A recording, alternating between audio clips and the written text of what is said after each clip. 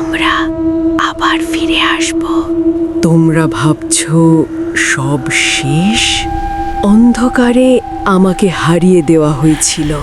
চিৎকারগুলো কেউ শোনেনি, কিন্তু আমি চলে যাইনি। আমি এখানেই আছি। আজ না হয় কাল আমি আবার আসব। নিশ্চুপ রাত, হাওয়ার শব্দটা অস্বাভাবিক। হঠাৎ একটা কাঁপা কাঁপা কণ্ঠ শোনা যায়। আমরা আবার ফিরে আসব। পায়ের শব্দ, কিন্তু কাউকে দেখা যায় না।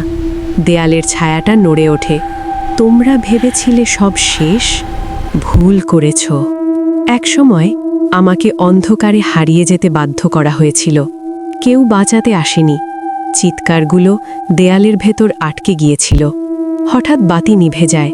কণ্ঠটা আরও কাছে আসে, খুব কাছে।